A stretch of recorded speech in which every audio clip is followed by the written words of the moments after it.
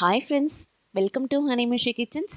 Friends, இன்றைக்கி நம்ம பார்க்க போகிற வீடியோ பார்த்திங்கன்னா ஒரு ஈவினிங் ரொட்டீன் விலாக் தாங்க பார்க்க போகிறோம். ரொம்ப இன்ட்ரெஸ்டிங்காகவும் இருக்குங்க. கொஞ்சம் அப்படியே பேசிக்கிட்டே சமையலும் செய்யலான்ற மாதிரி தாங்க இருக்கும். இந்த வீடியோவை முழுசாக பாருங்கள், ஸ்கிப் பண்ணிடாதீங்க. ஈவினிங் பார்த்திங்கன்னா ஒரு 5:30க்கு போல் பால் வந்துடுங்க. பால் வந்ததும் பார்த்திங்கன்னா பாலை காய வச்சிட வேண்டியது தான். இந்த குக்கர் வந்ததுலேருந்து எனக்கு ரொம்ப சந்தோஷங்க. ஏன்னா அடுப்படியில் ரொம்ப நேரம் நிற்க வேண்டியது இல்லைங்க.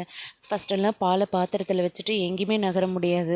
அதுவும் இந்த வெயில் காலத்தில் சொல்லவா வேணுங்க, அப்படியே சும்மா வேர்த்து ஊற்றுங்க, அந்தளவுக்கு இருந்துச்சு.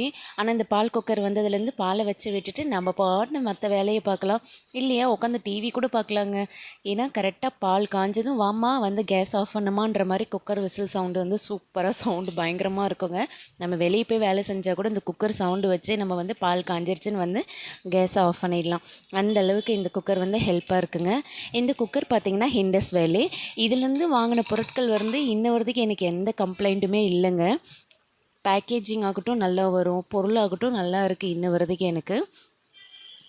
இப்போ பாலை அடுப்பில் வச்சாச்சு. அதுக்கப்புறமா பார்த்திங்கன்னா குட்டீஸ் பார்த்திங்கன்னா ஃப்ரூட்ஸ் கேட்டாங்க. சரி, அவங்களுக்கு வந்து வாட்டர்மெலன் கட் பண்ணி கொடுத்துடலாம் அப்படின்னு சொல்லிட்டு கட் பண்ணிகிட்ருக்கேங்க. இந்த வாட்டர்மெலன் பார்த்திங்கன்னா அதிகமாக சாப்பிடவே கூடாதுன்னு சொல்லுவாங்க. இதில் வந்து அதிகமாக யூரியா உரம் வந்து ஆட் பண்ணுவாங்க. அது போட்டால் தான் வந்து இது நல்லா செழிப்பாக வருது, இல்லைன்னா வந்து வளர்கிறதே இல்லை, செடி காயும் வைக்கிறது இல்லைன்னு சொல்லுவாங்கங்க. இதை நான் வந்து அதிகமாக வாங்கியே கொடுக்க மாட்டேங்க. நான் எப்போயாவது ஒரு டைம் தான் வாங்குவேன். ஆனால் என் சின்ன பொண்ணு பார்த்திங்கன்னா அவங்க அப்பாவை கூட்டிகிட்டு போயிட்டு அடம் பண்ணி எனக்கு இந்த பழம் வேணும்னு சொல்லி வாங்கிட்டே வந்துட்டாங்க. அவங்களா சொல்லவா வேணும், குழந்தைங்க அழுந்தா போதும் உடனே வாங்கி கொடுத்துருவாங்க. இந்த பழம் பார்த்திங்கன்னா ரீசெண்டாக ஒரு வீடியோவில் பார்த்தேங்க. இதில் வந்து கலர்லாம் ஆட் பண்ணுறாங்க அப்படின்னு சொல்லிட்டு, சரி அதையும் செக் பண்ணிடுவோன்னு சொல்லிட்டு ஒரு டிஷ்யூ வச்சு இதை செக் பண்ணிகிட்டு இருந்தேங்க. ஆனால் எந்த கலரும் ஆட் பண்ணலைங்க. இதில் வந்து நேச்சுரலாக இருக்கிற கலரே தாங்க அந்த டிஷ்யூவில் ஒட்டுச்சு. பாருங்கள், கலர் அந்த அளவுக்கு இதில் எதுவுமே ஓட்டல. ஃப்ரூட்ஸில் இருக்கிற நேச்சுரல் கலர் தாங்க. அடுத்ததான் முழு பழத்தையும் எப்போ அம்மா கொடுப்பாங்க அப்படின்னு வெயிட் பண்ணிட்டு இருந்து தூக்கிட்டு போயிட்டாங்க என் சின்ன பொண்ணு. அப்படியே ஸ்பூன் வச்சு சாப்பிடுவா. அது வந்து அவளுக்கு ரொம்ப பிடிக்கும். குக்கர் விசில் சவுண்டு கேட்டிங்களா?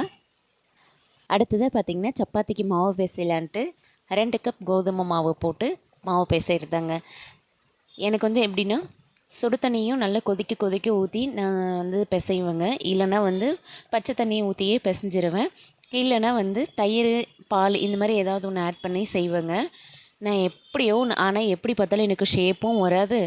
சப்பாத்தி பார்த்திங்கன்னா நல்லா எல்லா பக்கமும் புஷ்ஷுன்னு வராதுங்க. ஏதாவது ஒரு பக்கம் புஷ்ஷுன்னு வரும், ஒரு பக்கம் வராது. இப்படி தாங்க சப்பாத்தி சுடுவேன் எப்போவுமே. நானும் எவ்வளவோ முயற்சி பண்ணுறேன், ஆனால் எனக்கு வர மாட்டிருக்கு. தண்ணி ஃபஸ்ட்டு பார்த்திங்கன்னா கை வச்சு கலக்கக்குள்ளே சாஃப்டாக கலந்து எடுத்துக்கணும். அதுக்கப்புறமா வந்து நல்லா போட்டு துணி துவைக்கிற அளவுக்கு எந்த அளவுக்கு துணி துவைப்போமோ அந்த அளவுக்கு போட்டு பிசைஞ்சிக்கிறது தாங்க. யார் மேலேயாவது கோவமாக இருந்துச்சுன்னா இந்த சப்பாத்தி மாவு மேலே காட்டலாங்க. சப்பாத்தி நல்லா சாஃப்டாக வந்துடும். எப்போவுமே பார்த்திங்கன்னா சப்பாத்தி எனக்கு புஷ்ஷுன்னு வரதை விட நல்லா சாஃப்டாக வந்துடும். மொறுன்னு ரொம்ப ஹார்டாலாம் வராதுங்க. ஆனால் சப்பாத்தி நல்லா சாஃப்டாக வந்துடும். நல்லா பிசைஞ்சு கொடுத்துருவேங்க.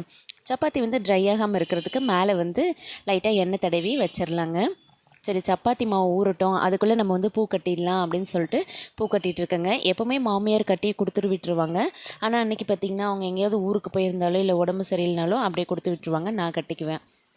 அன்றைக்கி பார்த்திங்கன்னா வெளியில் போயிருந்தாங்க, அதனால் பறித்து அப்படியே கொடுத்து விட்டுட்டாங்க.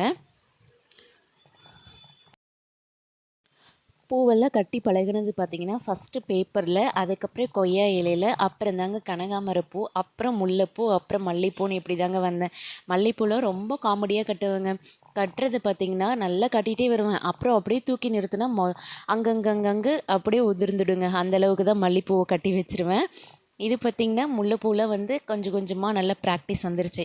இதெல்லாம் வந்து எங்கள் பாட்டி கற்றுக் கொடுத்தாங்கங்க. கொய்யா இலையில் சூப்பராக கட்டினேன். கனகாமரப்பூ கொஞ்சம் கொஞ்சம் அப்படியே கட்டி பழகிதாங்க இதெல்லாம் கற்றுக்கிட்ட விஷயங்கள்.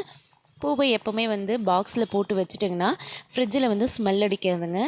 நம்ம கவர்லேயே அப்படியே வச்சிங்கன்னா ஃப்ரிட்ஜு ஃபுல்லாக பூவோட ஸ்மெல்லாக தாங்க இருக்கும். இப்போ அடுத்ததாக வந்து பூ கட்டி முடிச்சதுக்கப்புறமா நைட் டின்னரும் ஸ்டார்ட் பண்ணிட்டேங்க.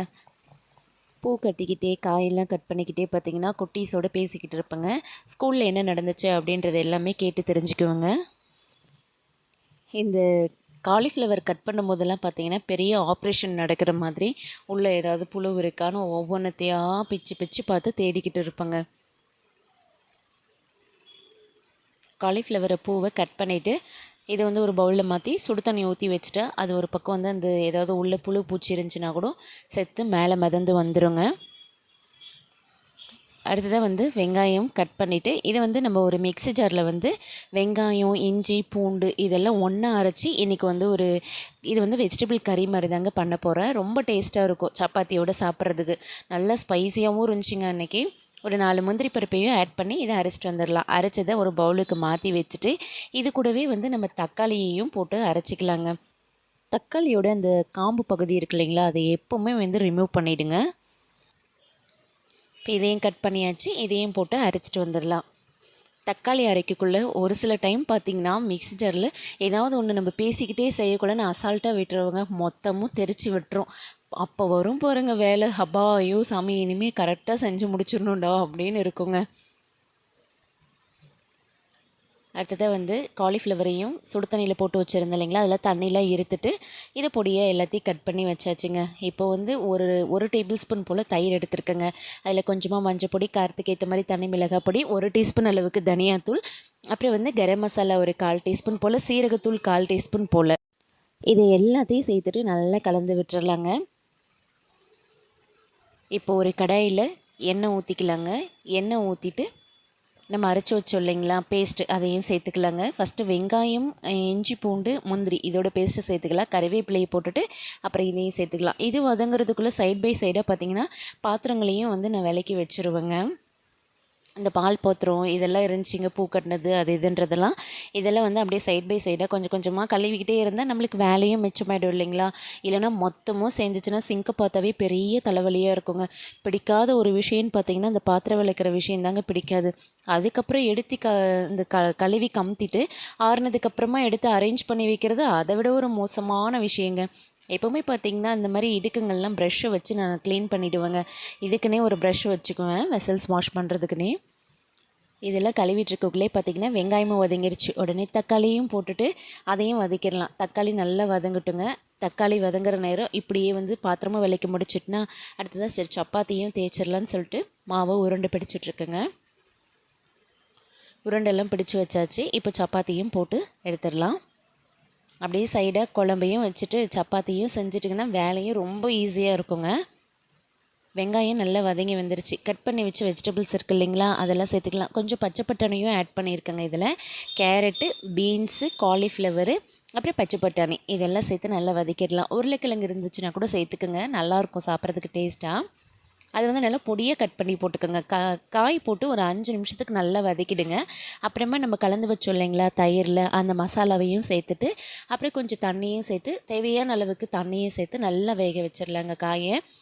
நான் பார்த்திங்கன்னா காய் வந்து ரொம்ப வேக வைக்கல. இதில் கொஞ்சம் இந்த சப்பாத்தியோட க்ரன்ச்சியாக சாப்பிட்றதுக்கு நல்லா இருக்குமேன்னு சொல்லிட்டு ஒரு 7 நிமிஷம் தாங்க இந்த குழம்பு வந்து கொதிக்க வச்சேன், இந்த கறி வந்து கொதிக்க வச்சேன். ஆனால் அந்த சப்பாத்தியோட அந்த காய் போட்டு சாப்பிட்றதுக்கு நல்லா க்ரன்ச்சியாக டேஸ்ட்டாக இருந்துச்சுங்க.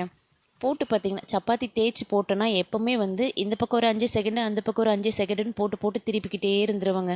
அப்போ தான் நம்மளுக்கு ஏதாவது ஒரு பக்கம் புஷ்ஷுன்னு வரும். இல்லைனா அப்போ வந்து எல்லா பக்கமும் புஷ்ஷுனே இருக்காதுங்க. இப்படி எல்லா பக்கமும் அழுத்தம் கொடுத்தா ஏதாவது ஒரு பக்கம் புஷ்ஷுன்னு வரும் இல்லைங்களா, அதனால் அழுத்தம் கொடுத்துட்டே இருப்பேன். கொடுத்ததுக்கப்புறமா எல்லா பக்கமும் நல்லா வேக வச்சுட்டு லைட்டாக வந்து எண்ணெய் தடவி வச்சுருவேன். அப்போ தான் வந்து சப்பாத்தி இன்னும் சாஃப்டாக இருக்குங்க சாப்பிட்றதுக்கு. ஷேப்பும் பார்த்திங்கன்னா ரவுண்டாலாம் வராது. ஏதாவது ஒரு சப்பாத்தி ரவுண்டாக வரும், ஒரு சப்பாத்தி பார்த்திங்கன்னா கோணல் மணலாக போயிடும். அந்த மாதிரி தான் சப்பாத்தி சுட்டு எடுப்பேன் எப்போவுமே. மேலே எண்ணெய் தடவியாச்சுங்க. இது வந்து நம்ம ஹாட் பாக்ஸ்க்கு மாற்றிடலாம். சப்பாத்தியும் அடுத்தடுத்து போட்டு எடுத்துக்கிட்டே இருந்தால் வேலையும் ஆகிடுங்க. இந்த பக்கம் பார்த்திங்கன்னா இந்த கறி இருக்கு இல்லைங்களா வெஜிடபிள் கறி, அதுவும் ரெடி ஆகிடுச்சு. கொஞ்சமாக கசூரி மேத்தியை சேர்த்துட்டு நல்லா கலந்து விட்டு அப்படியே மூடி வச்சு அடுப்பை ஆஃப் பண்ணிட வேண்டியது தாங்க. செம்ம சூப்பராக வெஜிடபிள் கறியும் சப்பாத்தியும் ரெடி ஆகிடுச்சுங்க. ஃப்ரெண்ட்ஸ், இந்த வீடியோ உங்களுக்கு ரொம்ப இன்ட்ரெஸ்டிங்காகவும் பிடிச்சிருந்துச்சின்னா கண்டிப்பாக நம்ம சேனலை சப்ஸ்கிரைப் பண்ணிக்கோங்க. கூடவே பெல் ஐக்கானை கிளிக் பண்ணிவிட்டு ஆல்ன்ற ஆப்ஷனையும் கிளிக் பண்ணிவிடுங்க. அப்போ தான் நான் போடுற வீடியோஸ் எல்லாமே உடனுக்குடனே வந்து சேருங்க. எனக்கு சப்ஸ்கிரைப் பண்ண எல்லா ஃப்ரெண்ட்ஸ்க்குமே ரொம்ப நன்றி ஃப்ரெண்ட்ஸ். தேங்க்யூ ஃபார் வாட்சிங்.